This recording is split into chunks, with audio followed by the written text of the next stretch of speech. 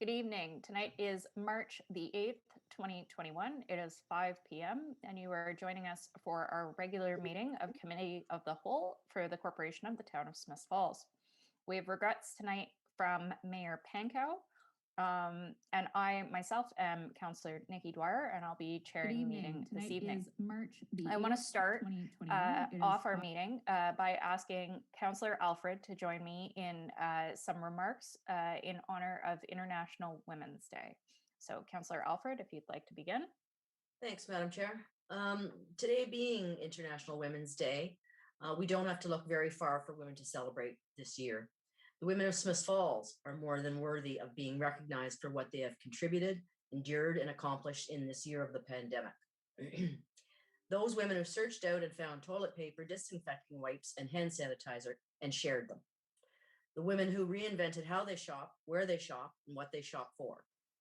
Women all over town in businesses, institutions, and at home who cleaned everything. The women in hospitals, clinics, long-term care facilities, and retirement homes who after a shift got undressed in their garages and showered before they could greet their families. The women first responders who were terrified on every call of taking the virus home. The female store clerks who worked behind masks and plexiglass to deal with people who were stressed and at times verbally abused them over product limits and shortages. The moms who went to work at their dining room tables with children who needed snacks and attention every 5 minutes. The moms and grandmas who did not and have not seen their children and grandchildren for months and whose hearts ache to hug them. Getting weirdly emotional. The ladies who dusted off their sewing machines and taught themselves how to make masks to give away. The women who have made thousands of sandwiches and meals to feed people they don't know. The women who work in mental health services who listen to the very saddest of stories of people struggling to find their way through all that's happened. The girlfriends who replaced their get-togethers with hours on the phone telling each other what they wouldn't say to any other person. The young women in school who were separated from their friends at a time when those relationships are one of the most important things in their lives. The female business owners and employees who struggled to find ways to continue to do business and adapt to COVID protocols and shutdowns and rules that felt like they changed weekly. And the little girls who don't understand why they can't play at the park or go to school or see other children.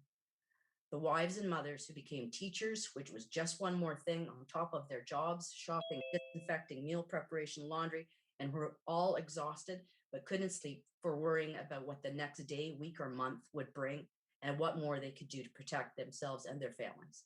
So for every person of the feminine persuasion in this town just doesn't work without you.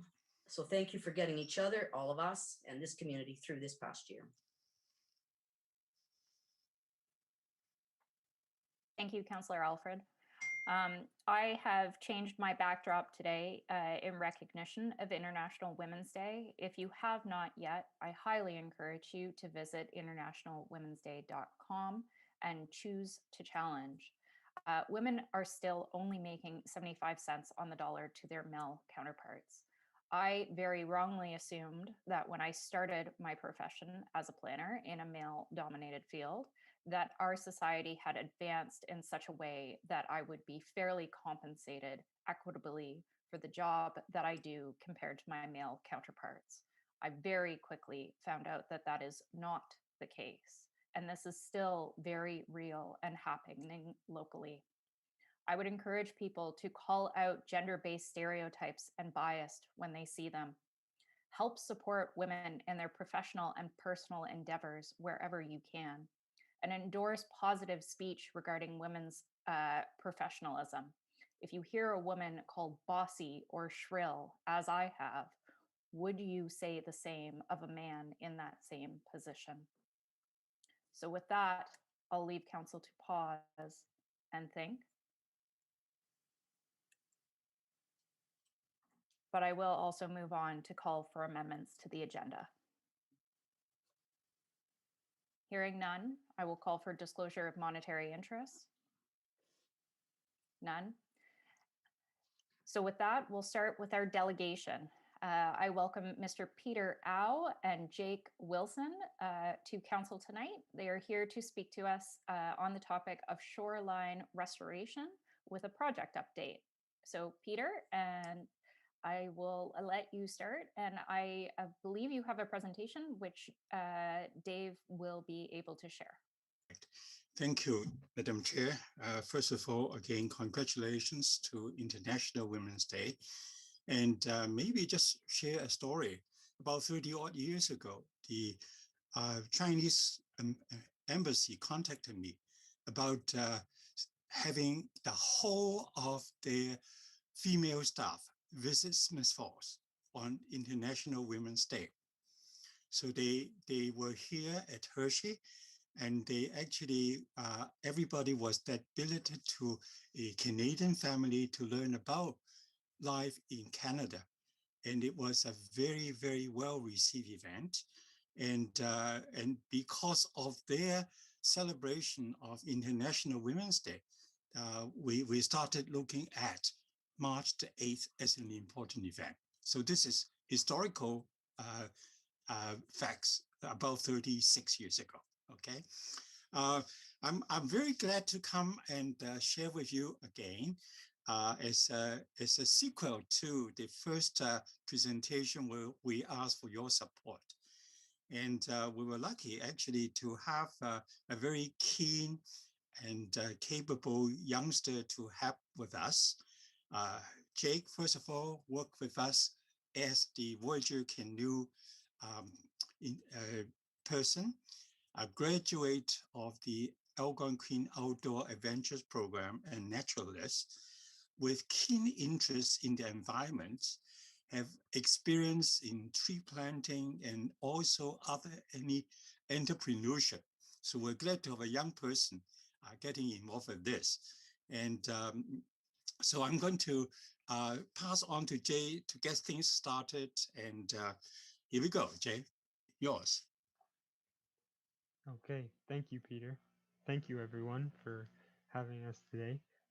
Yeah, can we just get the slideshow started? Great, thank you.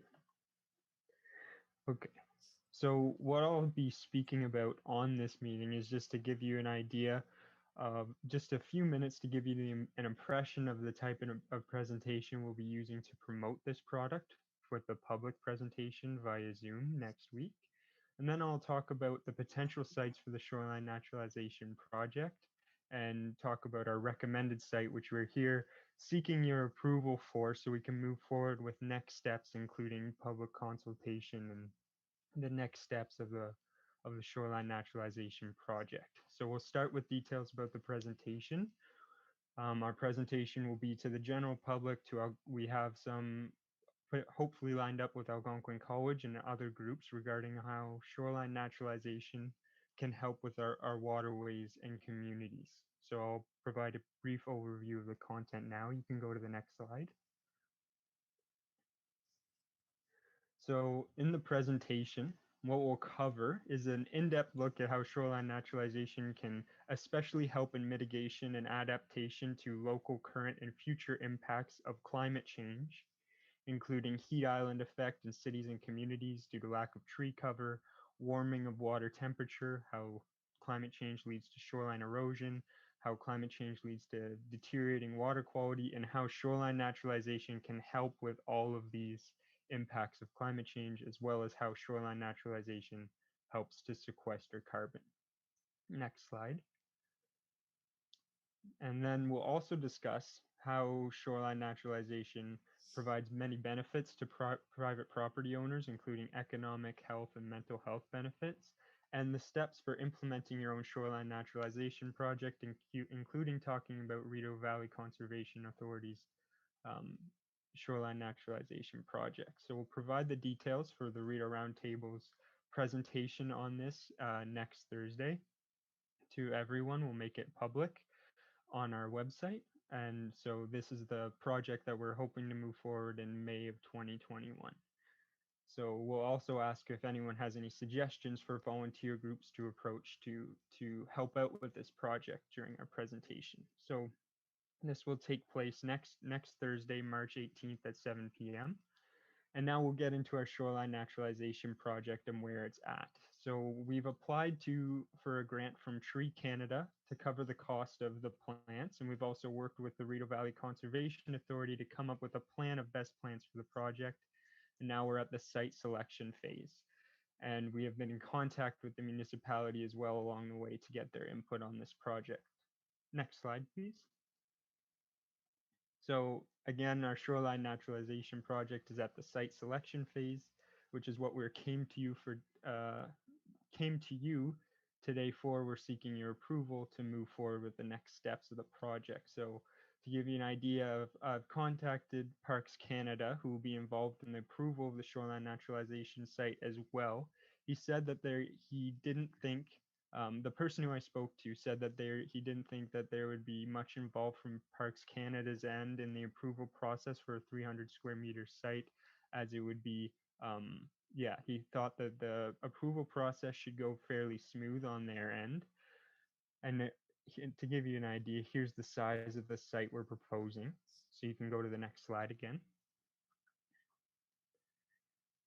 So this is not our proposed site, to be clear. This is just to give you an idea of the size of the site that we're going for, which is 300 square meters is our goal, 5 by 60 meters. This is a portrayal of that alongside Riverdale Avenue in Lower Reach Park.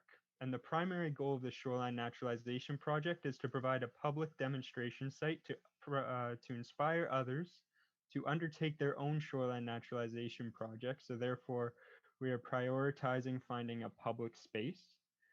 To promote this, we will do Zoom to promote this project along the way, and as it's finished, we'll do Zoom presentations and in-person presentations again, if possible, if COVID-19 restrictions allow.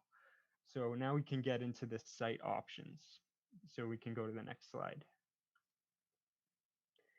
So we've analyzed multiple sites, and we have come up with this as our suggested site, this first area in Lower Reach Park. We'll call it Area A by Riverdale Avenue. The advantages of this area is that it's very public. It will get a lot of awareness as a shoreline naturalization demonstration site. It'll add a lot of nature to a public area for the public to enjoy nature's benefits. It is not very susceptible to flooding here, as the land is far enough above the water. And here the shoreline is eroding away fairly quickly, so plants will help significantly to secure the soil. Potential disadvantages for the site is that it could block a little bit of the view of the river from some residents on Riverdale Avenue. So again, this is our suggested site for the project, but I'll go through 2 other ones that we've come up with. So you can go to the next slide. So this is another area in Lower Reach Park. We'll call it Area B. This is by the parking lot and the docks and the splash pad, I believe. So the advantages to this area, again, it's very public. It'll get a lot of awareness as a shoreline naturalization demonstration site. It's adding nature to a very public area for them to enjoy their benefits. It would deter geese and seagulls from coming along the shore. It's not blocking any of the view of residential homes, as this is surrounded by a wide range of park. And it is not very susceptible to flooding in this area. The disadvantages include that this is this area of land is already used for a lot of other activities, including fireworks, parking, fishing, and a variety of activities. So it can be difficult to find a spot which is suitable for our shoreline naturalization project. And then the final one, if you can go to the next slide again, is along the shoreline near the beach on Park Avenue. So this would help. The advantages of this site is that it would deter geese alongside the beach. This area has a high rate of soil erosion and sand erosion, so plants would help to keep the soil together, as we would be planting them in soil. And it would be adding nature to a public area for the public to enjoy its benefits. It's very visible to the public, so we'll get a lot of awareness. Some disadvantages is that it's already a fairly limited park space or public space, which means that planting here could limit it even more. Flooding in spring could wash away some of the plants and could be blocking a little bit of the view of the river for residents of Park Avenue. So for these reasons, we are leaving the site as an option, but we're not suggesting it. This isn't our primary suggestion. So these are the 3 sites we have considered, and our first choice site is at Lower Reach Park alongside Riverdale Avenue, which is our suggested site, which we are seeking your approval for to move forward with the next steps. Can you move back 2 slides just to go back to that one? So this is, thank you. This is the site we are suggesting to, and again, we're seeking your approval to move forward with next steps on this project. So that is all that I have. Thank you, Jake. Dave, perhaps if you could, can you minimize that screen so that I can see an extra row of people? Oh, no. Okay, now it's just gone. Okay. We'll start with questions from council. Councillor Allen first. Yes, thanks very much, Peter and Jake. The question I have is, when you were saying that it would be blocked view, there'd be a blocked view of the riverfront on Riverdale. Tell us the size of the plants. Like, I was thinking they were going to be, low to the ground and just dense along the waterway. But are you talking about trees that are going to be tall, or why would you think it would block their view? I know that, so the shrubs, we have applied for 220 shrubs from Tree Canada, and we have applied for 30 trees. So we wanted to keep the trees on the lower end, but yeah, so the shrubs would certainly not get very tall. Most of them are within, I think, the 2-meter range, so it would not block that much of a view. But there were a few trees which are, of course, subject to change depending on what council or the public wants to see. Can I just add another question? There's a lot of animals along there periodically, like depending on the time of year, as I walk along there almost every day. And there's lots of ducks and sometimes beaver and otter, those kinds of things. There seems to me that there's quite a lot of green plants along there. Now, would they be added to or taken away and you think you're going to make a better use by other plants? Oh no, we would add these are all plants that we would be adding to it. Mm-hmm. Thank you. Thank you, Councillor Allen. Any other questions from council?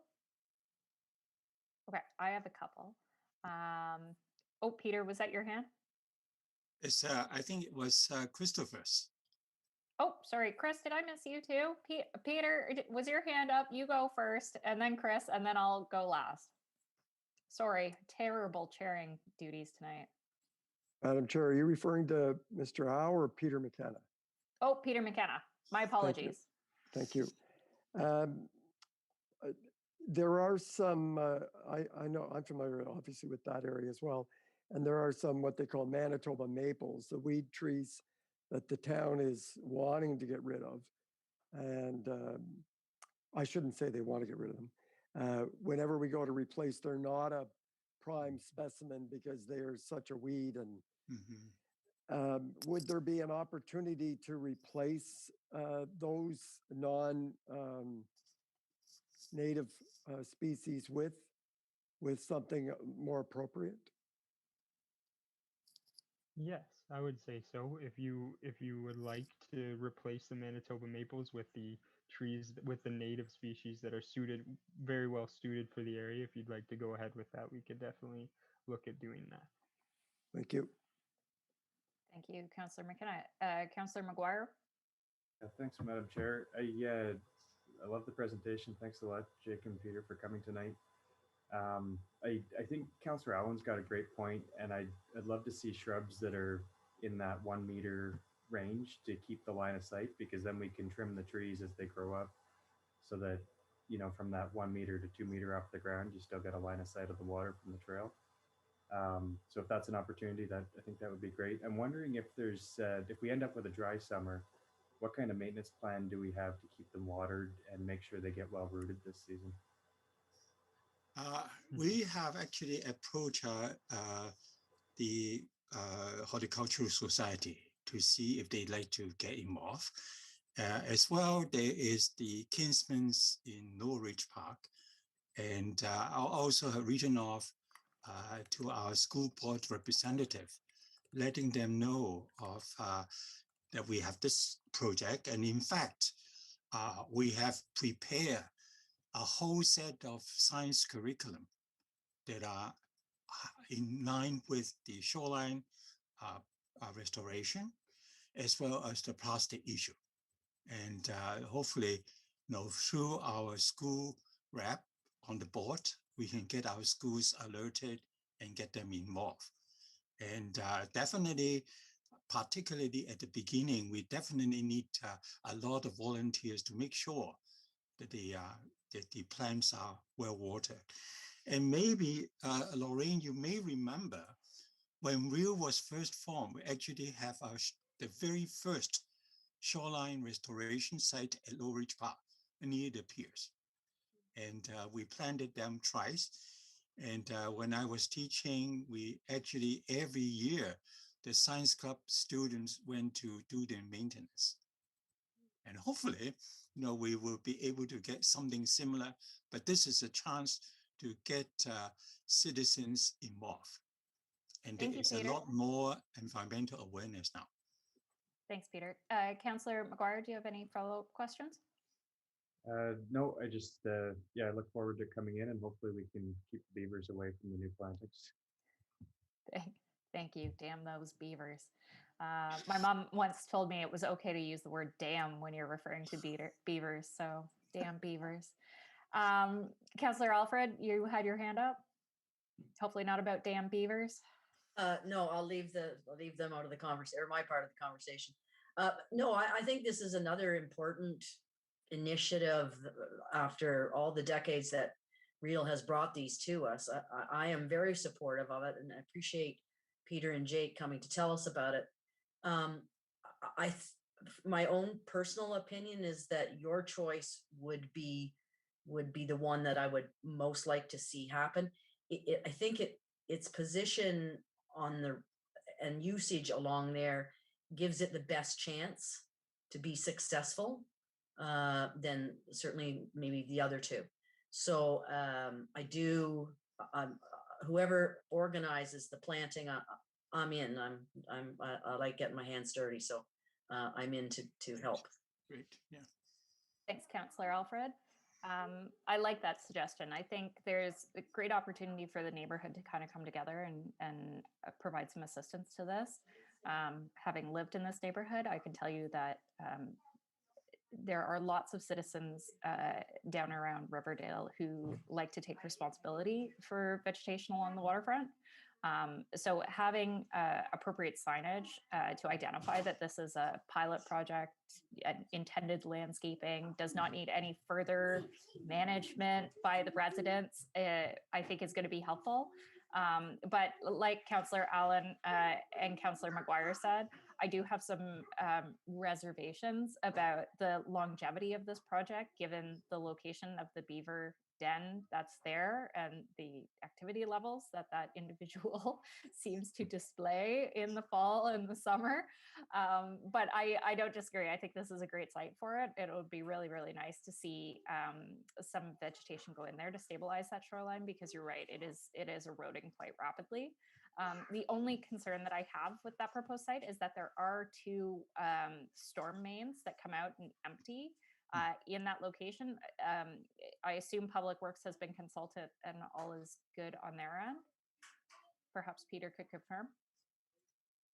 Oh, we actually we have discussed it with Art and Cara, but I think this is the first time we put the recommendations together. We have not really consulted Public Works about the stormwater one, but that's a good issue that we should follow up with. Okay, perfect. Thank you, Peter. Okay, so perhaps, I know Malcolm's got his screen dark, but perhaps we'll have a follow-up report from council about whether or not this is indeed a suitable location, and Public Works gives it the all clear, and we'll move forward from there. Malcolm's back. Malcolm, does that sound accurate? That's our next, our process? Yes, absolutely. We can, we'll come back with and answer some of the questions that were raised and move this forward. Perfect. Okay, Okay. great, Thank you. great. Thank you, gentlemen. Thank you for joining us at council tonight. Yeah. And we look Thank you. forward to seeing the project. Thank you. Thank you very much. Yeah. Bye. Good night. Thank you very much. Good night. Thanks, everyone. Good night. Okay, moving on with our agenda, we are at item number 4, adoption of minutes. I need a mover and a seconder for the minutes of Tuesday, February 16th, 2021, and February 22nd, 2021 of Committee of the Whole. A mover? Councillor Alfred, seconded by Councillor Brennan. All in favor? Thank you very much. CAO and directors reports. I understand tonight that we have 3. Malcolm, I will turn it over to you to start. Thank you, Madam Chair. So we'll start off with Chief Cheeseborough. Thank you, Madam Chair. Following our emergency control group meeting last week with Dr. Stewart and Kim McCann from the health unit, the following is a brief update on some of the items that we did cover. Statistic-wise, some pretty sobering numbers have come out. Currently, at that time, 309,000 cases in Ontario, 7,000 deaths. Across Canada, 876,000 cases as of last Thursday, with 22,000 deaths. Lanark leads Grenville, up to 849 confirmed cases have been reported, and 54 deaths were at. On Thursday, we were at 27 active cases, with 3 in hospital, 1 in ICU, and 1 being actively ventilated. In the last 24 hours previous to our meeting on Thursday, there was 9 new reported cases. The health unit has identified 30 cases to date associated with Lanark East area, but not all the individuals live in that particular area. There was a large outbreak in Arnprior. There was 1 positive case at an establishment, but that wasn't the source of the outbreak. The outbreak was due to private social gatherings of 20 plus people. The assessment center in Carleton Place was to open last weekend. Elmont and Smith Falls have seen a surge in testing and have increased our testing capacity. Carleton Place, Mississippi Mills will close their municipal facilities in response to that outbreak, with the exception of their town halls. Now, it's important to understand that across Lanark, Leeds, Grenville, not every municipality would be closing their facilities. It's been based on a case-by-case and area-rated action plan by Dr. Stewart and the health unit. So hopefully that if we can keep those cases isolated, then the remaining municipalities within Lanark County can continue. Dr. Stewart did indicate at this point, it is critical for all the protocols to be followed. We need to be ahead of the virus and not trailing the virus. The health unit will be creating new logs for restaurants to follow. That will be sent out by the end of last week for better contact tracing. Vaccine updates. Smith Falls site is open and is going well. The firefighters have started receiving their initial vaccines a week ago, with municipal police starting to register for their vaccinations. Daycare and other frontline staff are not currently on the priority list. The health centers are helping out with staffing. The AstraZeneca might be focused in the high transmission areas, and pharmacies are being considered to be the best place for the rollout of this drug. It doesn't require to be stored in refrigerators. High-risk medical staff are vaccinated now, and there's a piloted provincial scheduling system that will launch on March the 15th. Pfizer and Moderna second shots may be stretched, as the first shot is now offering stronger protection. Dr. Stewart will confirm that. Media reports that some of the vaccinations may be stretched between first and second shots up to 4 months, but that is yet to be confirmed. Dr. Stewart will be reviewing the case counts. No decision has been made to change from our current green status, but based on our current numbers as of last Thursday, we would have typically been in a yellow status. Dr. Stewart will be confirming if the case counts have spread beyond the isolated group. There was a discussion, as mentioned, about our arena operations. We do not want outside groups to attend the Smith Falls Arena because Carleton Place and Elmont arenas are closed. The challenge is on the user group behavior and the playing patterns. To date, there have been 2 teams suspended for not following the protocols. So Director Manhire and his staff have been extremely diligent in ensuring that all the protocols are followed. And if you're not going to follow the protocols, then you're not going to be welcome to use the facility. Communications have been issued to advise a zero tolerance. The health unit will be applying for funding for the provincial vaccine centers, but at this time there is no confirmed announcement whether or not they will receive that. We are offering our facility for no charge at this point in time, pending on what the health unit is able to find out from the province if it will be funded. The proposed reopening of Town Hall based on our last meeting is scheduled for March the 15th.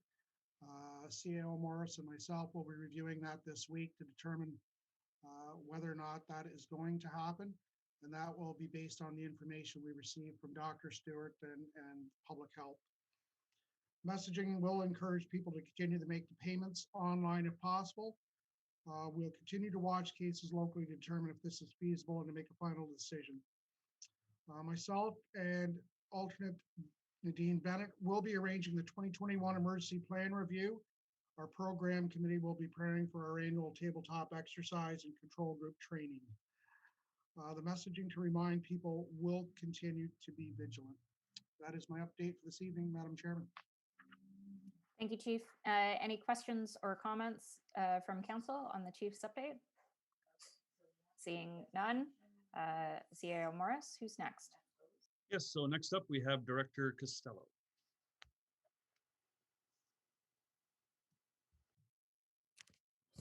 Thank you. Just one announcement this evening, and it's just to give council some viewership numbers. For the last 2 meetings in February, so February 16th, we had 374 people join us on Facebook, 53 on YouTube, 1 or 2 on Twitch, and 63 on Twitter. Twitter's a new forum that we've been live streaming our meetings. February 22nd, we had 737 viewers on Facebook, 44 on YouTube, 1 on Twitch, and 61 on Twitter. More importantly, Dave Crawford was able to give me some figures.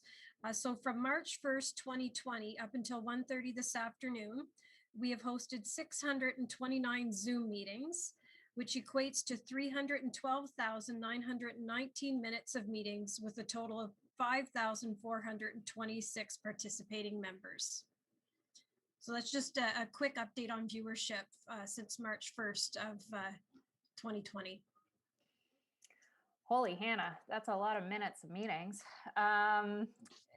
We'll start with Chris Mcguire. Councillor Mcguire, you had questions? Madam Chair, and I think a big congratulations to Dave Crawford tonight, because if I'm not mistaken, I think it's our 100th YouTube stream. So 100th video up on the page today. Thank you. Councillor Brennan, did you have your hand up? I did. And I called Dave Super Dave. And he's done a great job in all our committee meetings and, you know, from planning to whatever else we do. The transparency is fantastic. And I guess my question is, when the day comes, and it will come, that we're sitting around the horseshoe and with our new technology that I think we've purchased, is there going to be an opportunity for this sort of viewership to continue? The hope is yes. The hope is that we'd be able to do a variation of in-person, and if somebody was away, that they could live stream. So the hope is that that you as council members will still be able to participate electronically, and the hope is that you know, we'll still be able to live stream. So the hope is we do keep the viewership, because the public participation has been pretty good. I'd say great since we've moved to this platform. New way of doing business. Councillor Alfred.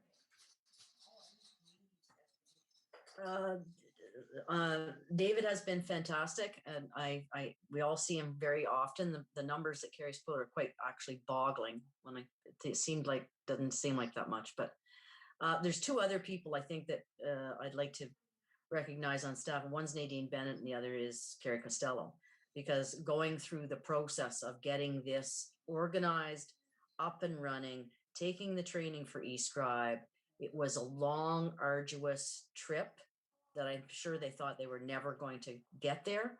But I know we're all very appreciative of the work that our staff, and appropriately two of them females today, that got us to here today. So thanks, ladies. Thank you. And I know Dave and Nadine are both listening. Thank you, Councillor Alfred. Councillor McKenna?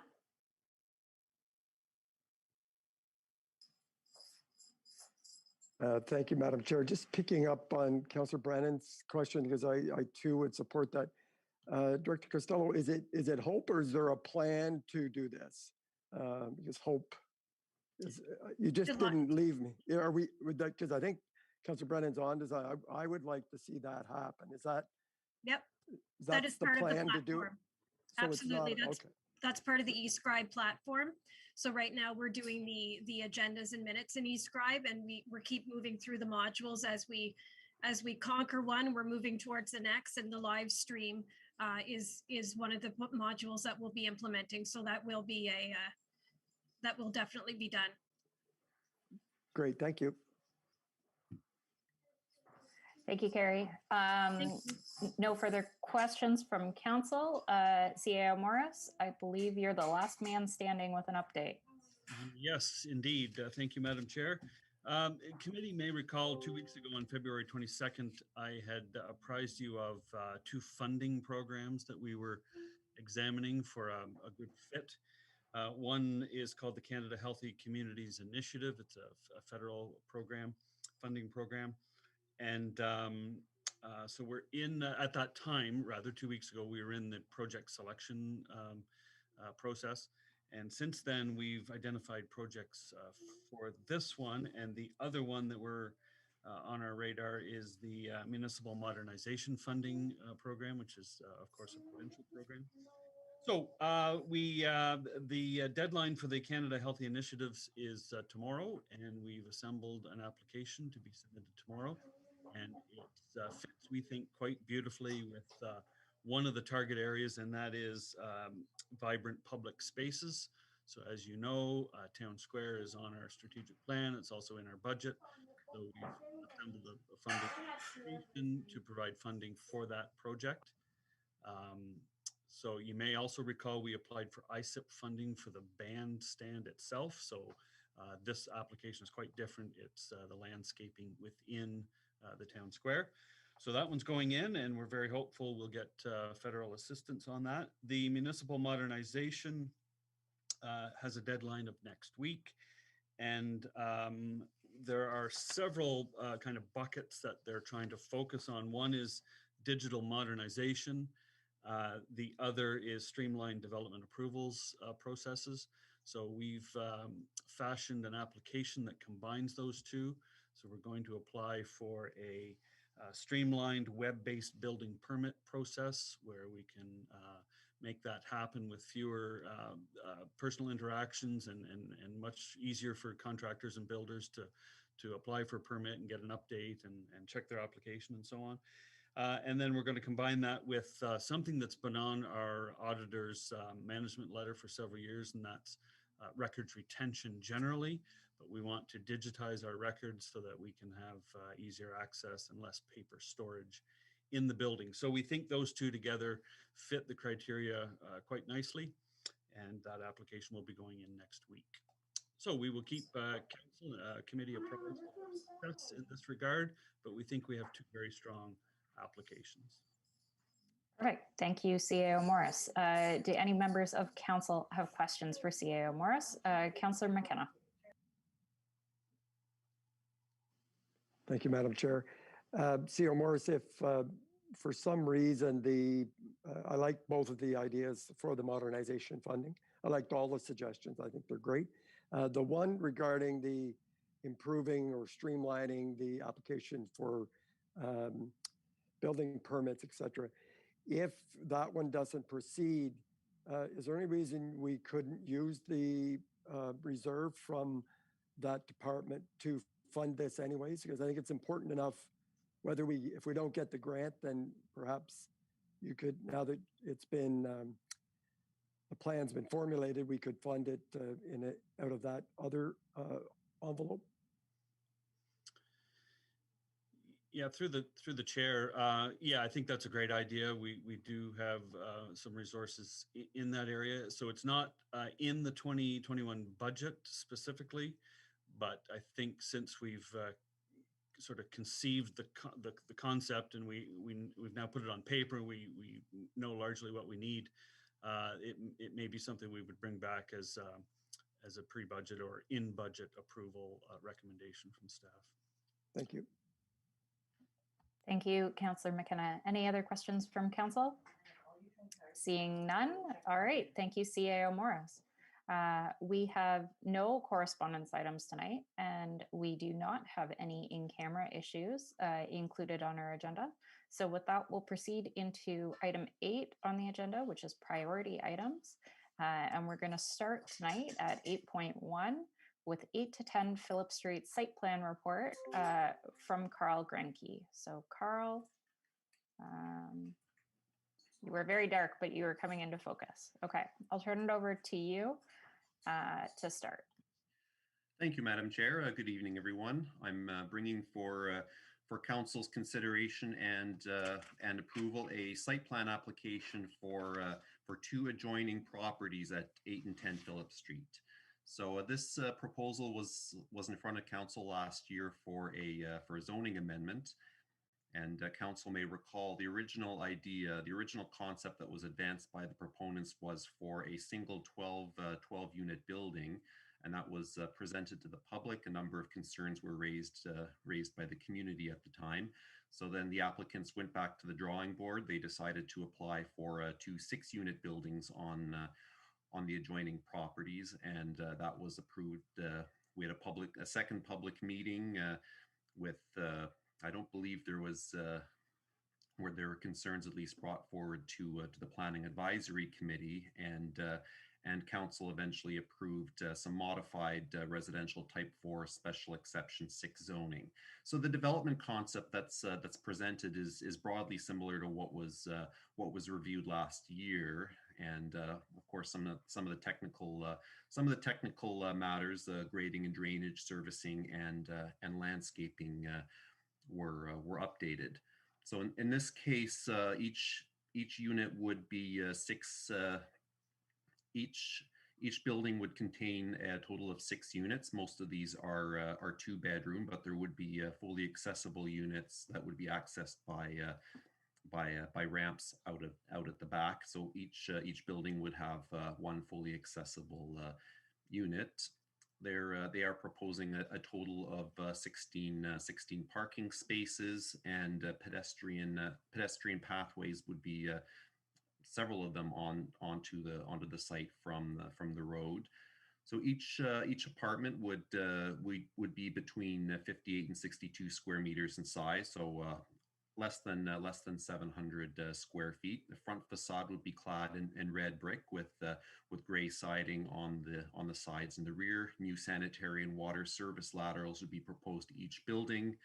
There will be trees included here. So 2 red maple trees, 1 in front of each property, with two service berries in the backyard of each of the units beside the parking. So 6 foot tall wood fence is proposed around the side and rear lot lines, and then a retaining wall to accommodate the grading and drainage. So each property will remain independent. So the site plan agreement will require the provision of a joint use and maintenance agreement to allow for the sharing of parking spaces and driveway accesses. So that would be registered on title at the same time as the site plan agreement. A draft has been prepared and provided to staff, but we won't be a party in that case.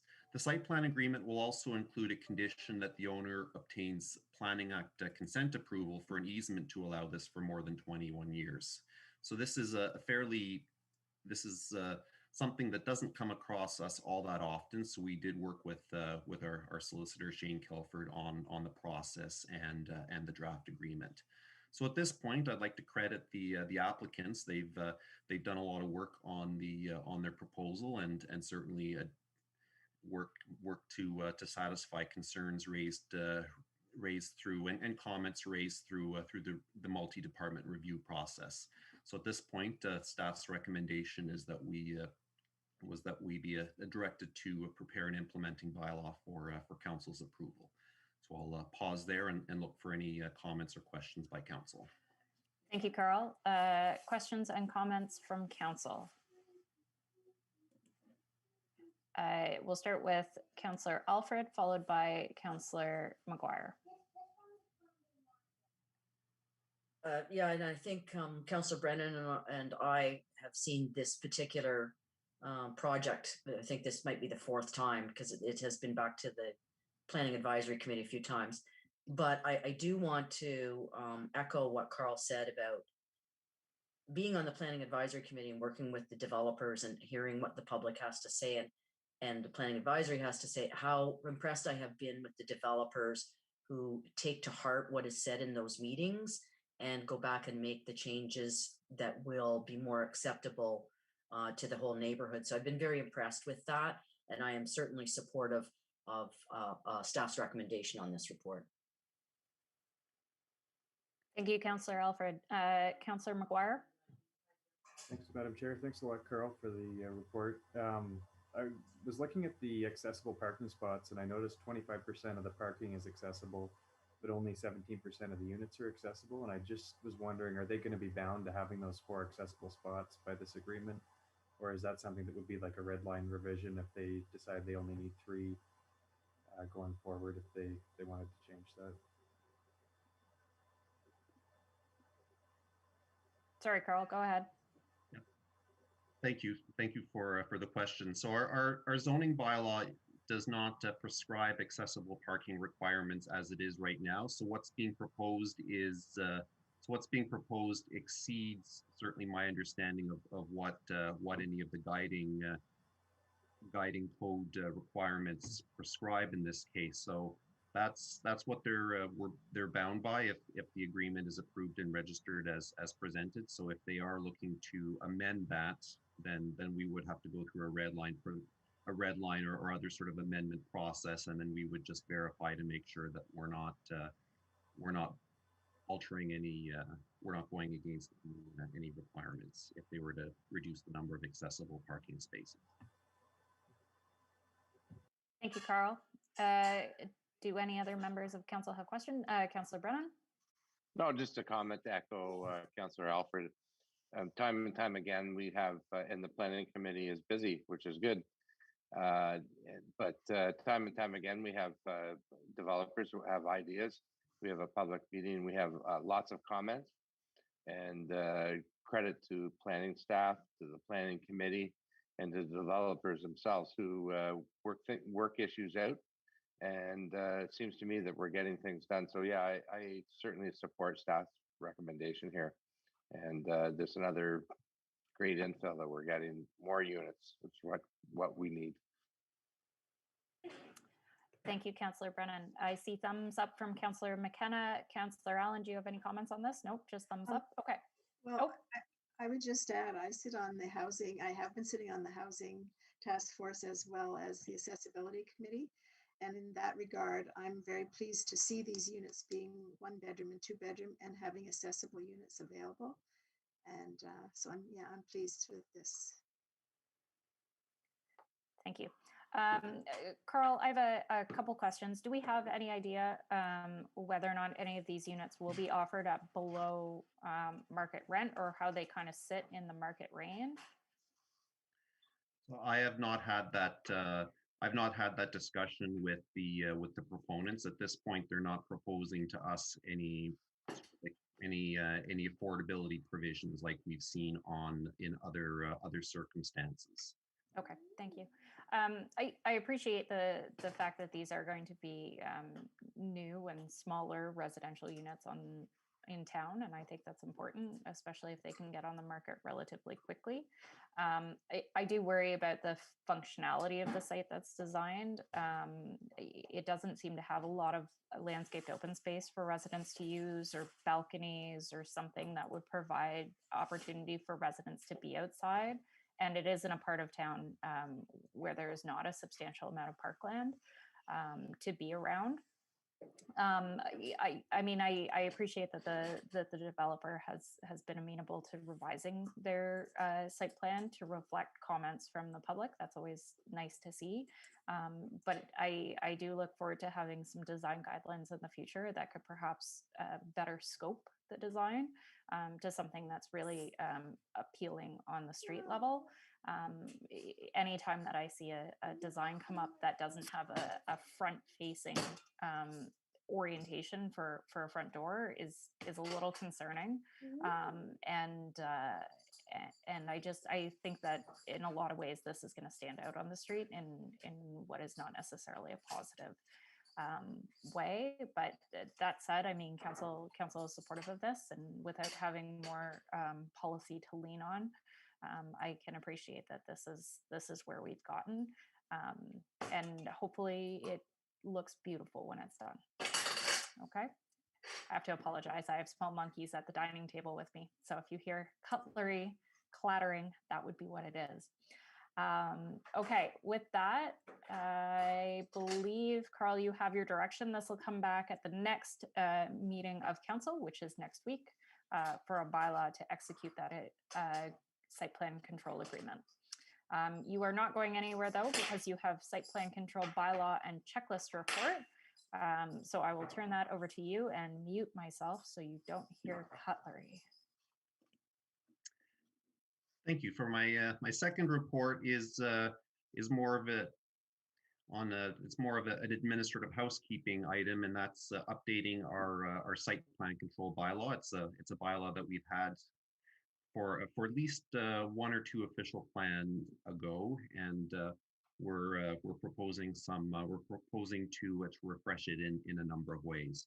So a draft of a new site plan bylaw was previously presented to council, and staff were directed to look at the threshold for delegating authority or delegating approval authority, and also to have a legal review just to make sure all our T's are crossed and our I's dotted.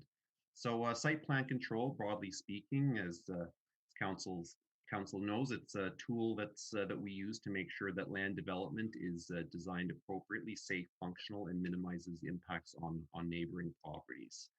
And this is done. It, along with zoning, is our planning tools that we use to implement the guiding policies in the official plan.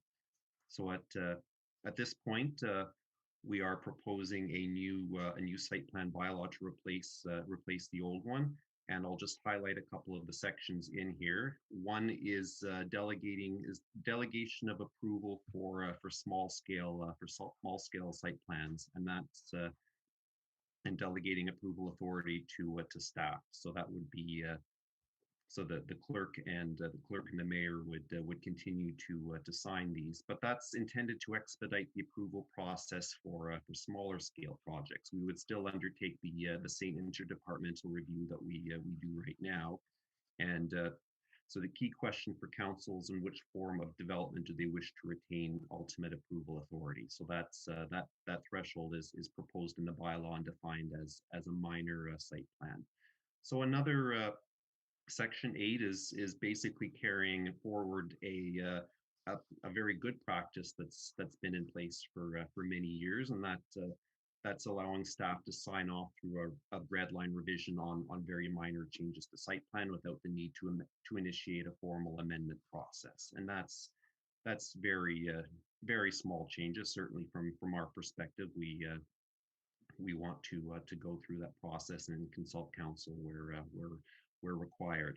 So securities is another one, and the Planning Act allows allows the municipality to collect securities as a tool to ensure that work is done as approved. And this section outlines developer obligations to secure the completion of certain on-site improvements and connections on the municipal right-of-way to ensure no cost to the municipality. And it also formalizes a good practice that we've had for many years, and it's very consistent across municipalities that securities are undertaken.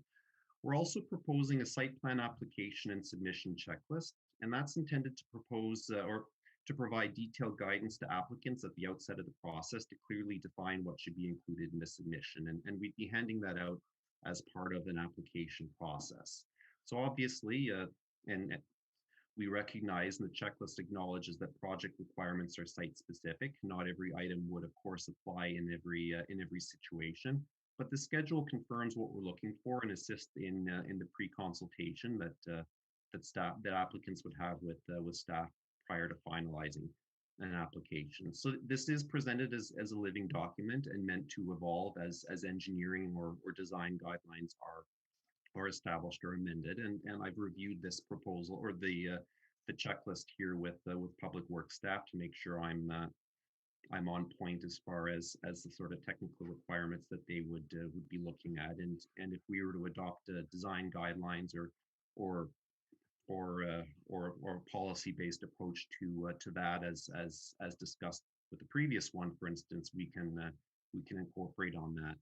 So this entire package was reviewed by our town solicitor to ensure that everything lines up. So at this point, the staff recommendation is that we proceed to adopting a new site plan bylaw, and I'll look for council's direction on that. Thank you. Thank you, Carl. Questions and comments from council? None? Do we see green lights all around? Thumb. Councillor Alfred, did you have a question or was that a thumb? I see Councillor Mcguire has a question. I think Councillor Mcguire was first, Madam Chair, and I can follow him. Perfect. Thank you. Christopher, take it away. Thanks, Carol. It was a real trip down memory lane to go back to 2019. Watch the old meeting to get some context back on this. I really like how it's been streamlined. I like the changes you've made to it, and thank you for getting it to us tonight. And I really look forward to, as you mentioned, getting some design guidelines, because as Councillor Dwyer said in the last topic, that's really something where I think we're missing, and I think it's really it's the next big opportunity. I'm wondering, I know you've mentioned that some municipalities have an opportunity for public consultation during the site plan process. Is there an opportunity to incorporate that into our site plan process, and would that need to go into this bylaw, or would that be something more of a policy?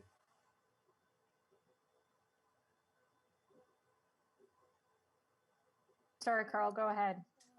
Good question, Councillor, and certainly it's a tricky balancing act that we have to play, and the Planning Act doesn't require public consultation as part of the site plan process. It leaves that for the zoning stage where we're looking at the land uses. So so the site plan is viewed as more of a technical submission. So I guess the caution that we have, of course, is we don't want to promise somebody an ability to or influence a process when they don't have appeal rights.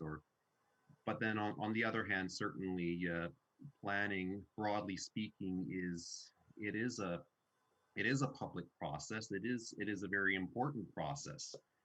So I think perhaps I can recommend to council that a question about public consultation and sort of how we proceed on doing this could be a sort of a separate conversation we can have, and we can bounce that around the horseshoe how and whether this is something we'd like to do, and certainly I think staff would need to do some research specifically in terms of how other municipalities do that, and we can report back to council with a separate report, and we can look at implementation there, whether that's updating the bylaw or doing something entirely different. So I don't have a visual yet as to how we exactly would incorporate that, and I think we'd have to do some research and have some discussion around the table as to what council like to see.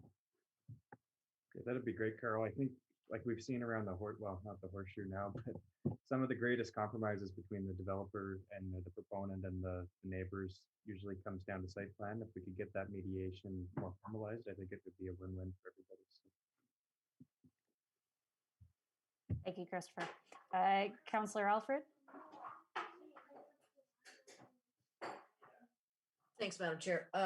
Yeah, I'm glad to see the checklist, Carl. I know we discussed this at Planning Advisory as well, because I think what we have seen is it's not always clear, particularly to people who are not experienced at this, have to come back time after time, and this will hopefully streamline that so that they will have all of the information that might be required for them, even going into pre-consultation. So congratulations. I'm very glad to see it. Thank you.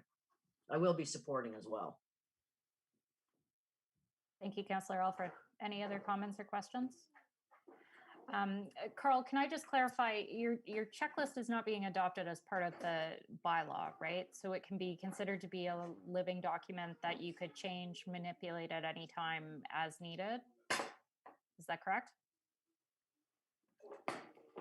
The checklist, the checklist is at this point proposed to be adopted as part of the bylaw as it stands, and I'm just jumping into how that's into the wording there. If you just give me a moment. I think I am proposing it to be formalized to sort of emphasize council's intent and preference for what we're looking at, but I'm not sure that every tweak necessarily wants to make its way back. So the draft wording here is, this provision to Schedule A may be modified by a motion of the Planning Advisory Committee or augmented by additional technical guidelines established by council from time to time. So the proposed framework is that the PAC can modify the schedule. Okay, thank you. I mean, I don't want to get into the minutia of it, but I think it might be wise to, between today and whenever we pass the bylaw, to have a conversation with Madam Clerk about, flexibility to make modifications without coming back to council. I appreciate that you're looking for this to be endorsed by council, but the policy seems to be a copy and paste out of the official plan, which should be the support that you need to require enforcement as needed. And I think, I appreciate that the checklist is there. I think it's an important part of the application process, particularly for people who are not experienced in it. But it's also 4 pages long and is a copy and paste out of the OP, which reads very much like a technical planning document. So I think if you leave yourself open to being able to make changes as you make use of the document and receive feedback from the public, I'd hate to have to see you come back to council or PAC every time you need to tweak the document to create something that's truly user friendly. So that's just my own feedback, and if something comes up between now and next week, perhaps you can just provide us with an update on it. But otherwise, this is set to move forward with the direction of council to council meeting next week to be adopted by bylaw and repeal our previous bylaw. So congratulations. It is certainly a much better document than we saw in 2019, and I think it reflects the scale and scope of delegated authority that council had directed in 2019. So good work. Moving on, item 8.3 tonight is the 2021 outdoor patio season report with Director Costello. Thank you, Madam Chair. In 2020, as council will remember, we extended the outdoor patio season. We also passed some provisions amending the bylaw to allow or to waive application fees, delegate authority for the agreements, and delegate authority to approve occupancy on on-street parking spaces. We are looking for council's concurrence to extend this once again until the end of 2021. With COVID cases still rising, we thought we'd get ahead of the game and have this passed now, so applications or applicants we could do go through prepare packages for them and go through the process quickly with them for the 2021 season, excuse me. We're also looking at doing the same as we did for merchandise displays, which will allow retailers to have a table outside their stores for things that are for sale. We're looking to waive the fees for that as well. You will note the only difference in the provisions is that we're looking at with an exception of Beckwith Street for the on-street parking spaces. So if council has any questions, I'm happy to take those, but we're looking to extend all the provisions from 2020 into 2021. Thank you, Carrie. Councillor Mcguire, your hand's up first. Thanks, Madam Chair, and thanks, Gary, for Director Costello for getting this to us so early in the season. I think it's great. I think it worked really well last summer. And my question to council is, why don't we make these changes permanent so we're not relooking at this? I don't think there's been any issues to date. And if they come up, I'm sure we can revisit it. But for the sake of continuity, I think it'd be a great time to extend this into a permanent change. Thank you, Councillor Mcguire. Anybody have comments on that point? Councillor Alfred? Yeah, I'm certainly not adverse. In fact, I'm in favor of extending this. But I do think council made these changes in response to the COVID emergency. And I think now that with Beckwith Street finished, I agree with Councillor Mcguire that maybe we should look at making these changes permanent. And also, if we were considering doing that, I'd like to hear what the DBA board has to say with regard to not a temporary extension, but to what they have to say or how they may want to be involved or what changes they may want with sending this to the DBA for their comment as well. That's an excellent point, Councillor Alfred. Thank you. Councillor McKenna?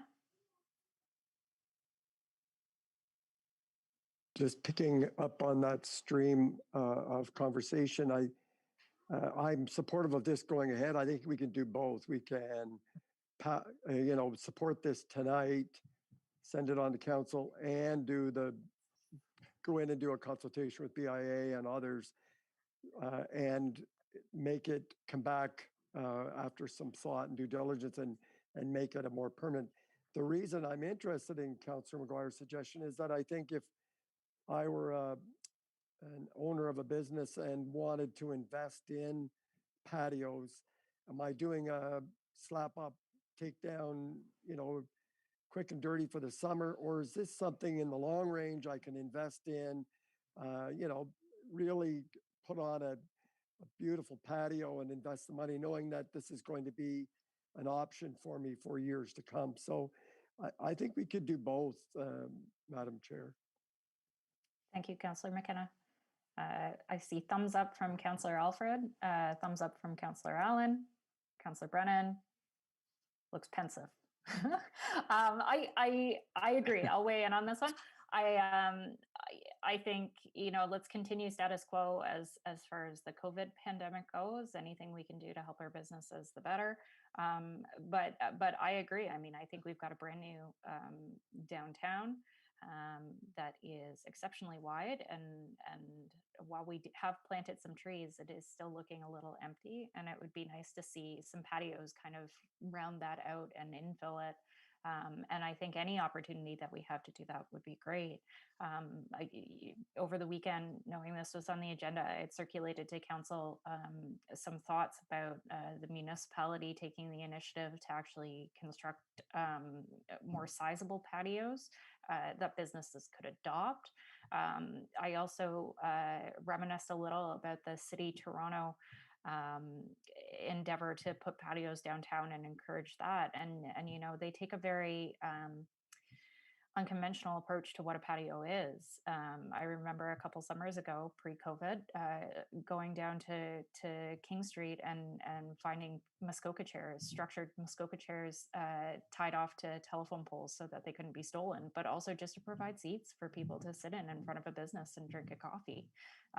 You know, and I think, you know, despite the fact that we have added some street furniture, it would be nice to add some street furniture with personality, and tie together a theme with that. And I think that's where we'd have ample opportunity, as Councillor Alfred said, to engage with the DBA and think about, you know, a consistency across the downtown and a theme that is both relatable and functional, but also fun, and on brand. And I think that's one of those award-winning marketing campaigns that we could embrace through tourism and economic development, and become kind of leaders within our community.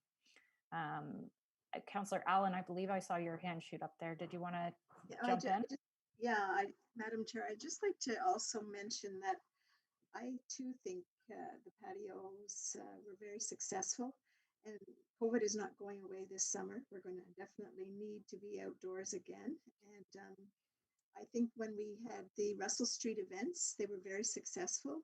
And I'm hoping, I mean, economic development and the downtown businesses and the chamber came together to create those, and they were all very successful.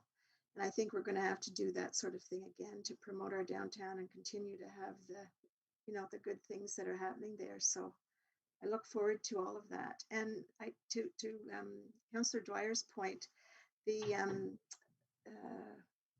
little handout that you sent us about those ones that just go up so quick, the patios that just, you know, you put four restrictions or whatever those things are called, those orange things around an area, and then, you know, sit down and enjoy people, because we want our citizens to have, first of all, entertainment and to be able to eat out, but we also want to support our businesses and make sure that they're able to continue, you know, to make an income and do well downtown. So I think it serves both purposes. Thank you, Councillor Allen. Councillor Alfred, did your hand shoot up there as well? It did, Madam Chair. Just I like some of the ideas that you shared with us, and one of the ones I saw on a webinar was to make some rearrange the furniture every now and again, put some new things of interest in over time, like, you know, switch it out. And one of the things that appealed to me was a swing. So I'm going to vote for the swing when we get to that part. Lovely idea. Maybe one day when our trees get bigger, it could be a swing from a tree. But I think I'm dreaming 20 years down the road. Okay. CEO Morris. Yeah, thank you, Madam Chair. I just want to make a comment. I think our experience in 2020 demonstrated that we can streamline the approvals process and not sacrifice, you know, the risk or you know, those kinds of things to protect the municipality. My only caution with making this permanent is we have waived the fees, and you know, we're fortunate we're getting offsetting provincial funding to help with COVID-related expenses, but that will sunset at some point. And I would offer that there is a measurable input of staff time to approve a patio. So it is the perfect application for a user fee. So I would just caution committee that if you wanted to make permanent changes, I would consider excluding the fees from that. Thank you, CEO Morris. Always good financial sense. Councillor Mcguire and then Councillor Brennan. Yeah, I just wanted to clarify. I support waiving the fees. I think it'd be good to get a good cost accounting for it, so we know how much we're spending on it. But I think that that's something that we should be incorporating into our economic development budget, because I think it gets a great return on investment, and just the time that the businesses put into making these applications to make sure it's safe and insured and all of those boxes are checked. I think that's a big enough investment on their part. So that's my 2 cents. Councillor Brennan. Yeah, just to explain my pensivity. No, I support the recommendation for this year anyway, and I also support consulting the DBA and the public on making it permanent. And I think going forward after we're through this, which hopefully is sooner rather than later, we can look at expanding, making sure that there's patio availability. Businesses can be creative, but to echo C.L. Morris, the supports that we're getting now, which are substantial, will come to an end. So we'll have to look at that time, but support it for this year, absolutely. Thank you, Councillor Brennan. Councillor Alfred, I saw your hand go up one more time. Do you have one last closing remark? One last, I support it, this tonight. I do think that C.O. Morris's concerns when we go to talk about this permanent, I was referring to the permanent installation or the ongoing installation. We'll probably have to have a whole conversation about finances as we're going through that in the longer conversation. Noted. Thank you. So Director Costello, this will come forward for resolution or bylaw at the next council meeting? Bylaw will come forward to amend the patio bylaw for 2021. The other remaining provisions that council discussed tonight about making this a permanent change, as well as consultation with the DBA, that'll come forward at another time. Thank you. I appreciate the clarity. Okay. Our next report is with Mr. Manhire, who is talking about the lease extension for 85 William Street at the Rideau Environmental Action League. Thank you, Madam Chair. So the report before you tonight is to extend the lease for the Real building. While we do an investigation of the building, Council is aware of the relationship with Real. They're a crucial partner in terms of waste diversion and other environmental concerns.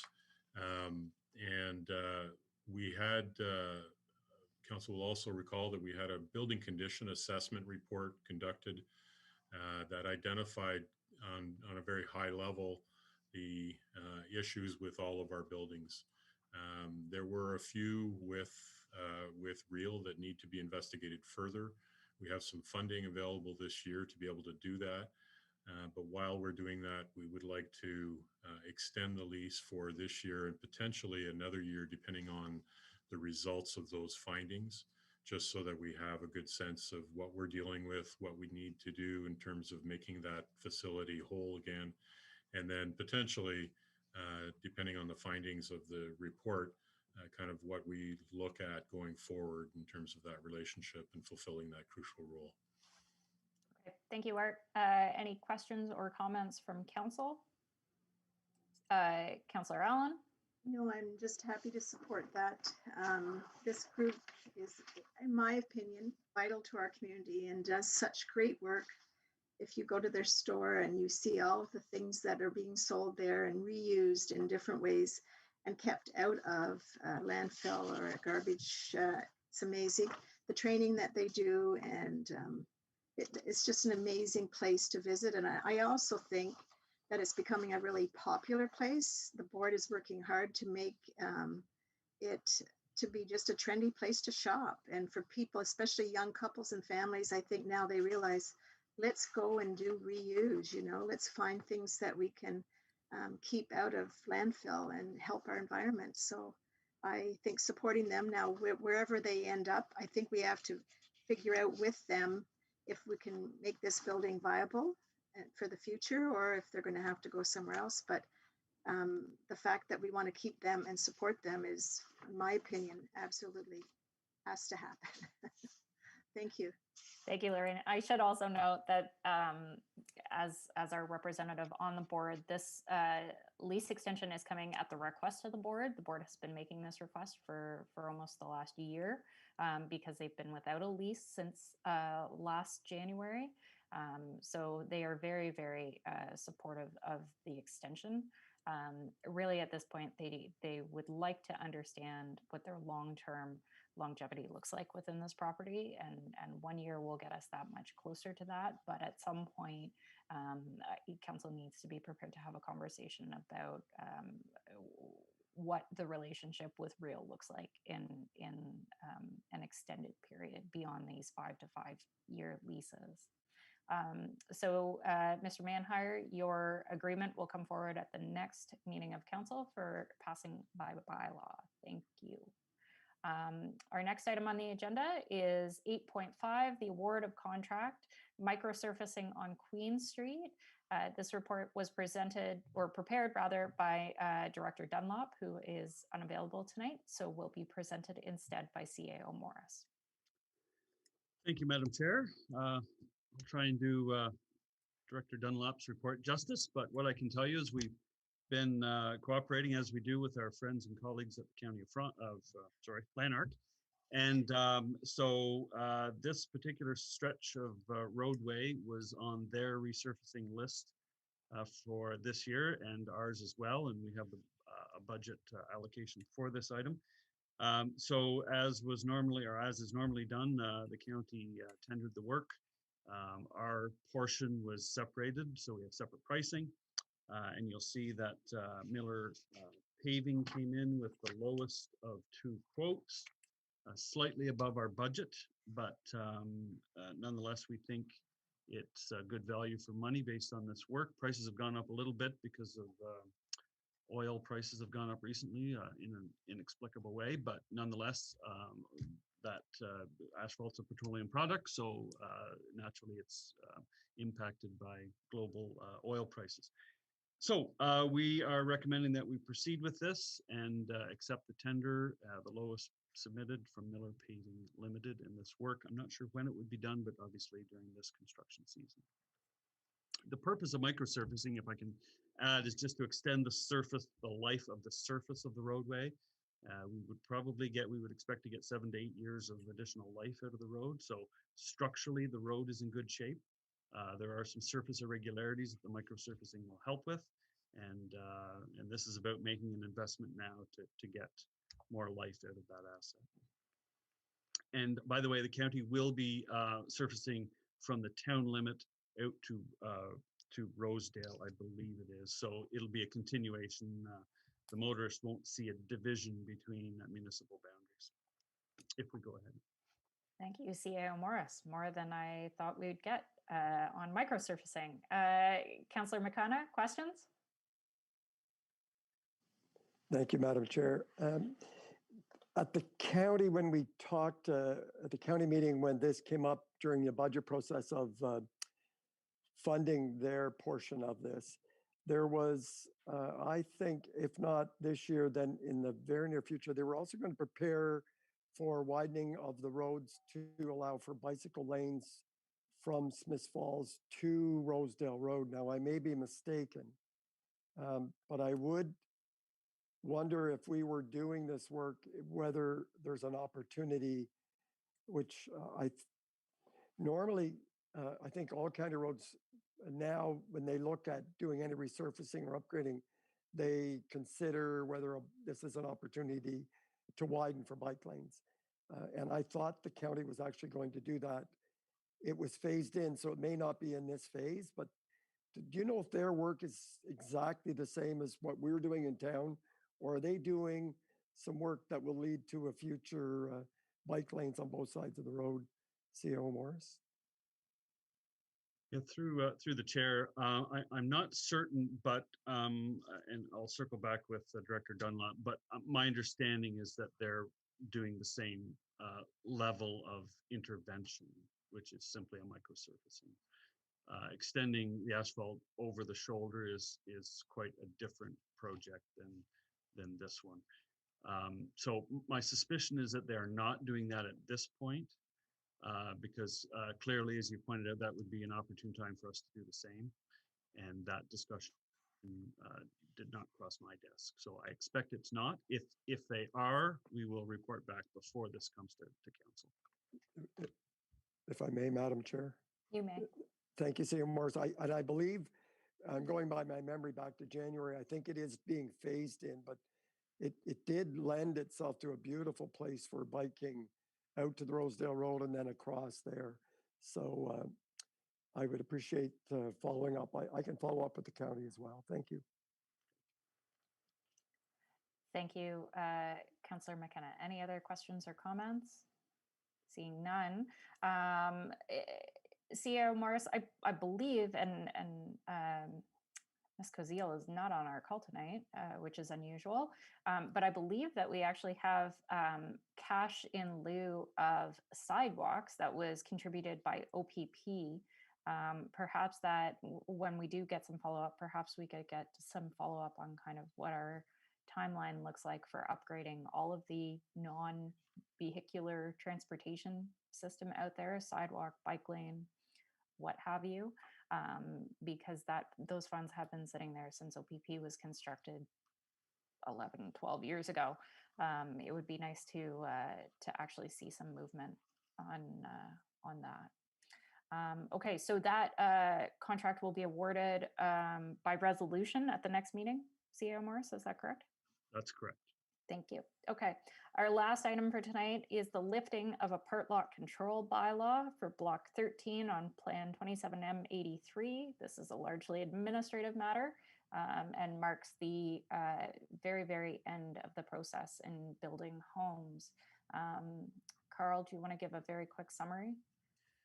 Thank you, Madam Chair. Yes, this is basically a housekeeping matter at the end of pretty much at the end of the planning process for this block in the Bellamy Farm subdivision. So council, through this process, council is being asked to pass a bylaw lifting the part lot control provisions of the Planning Act, which would allow the townhouse block to be divided into 6 individual units to complete the sale of the individual parcels.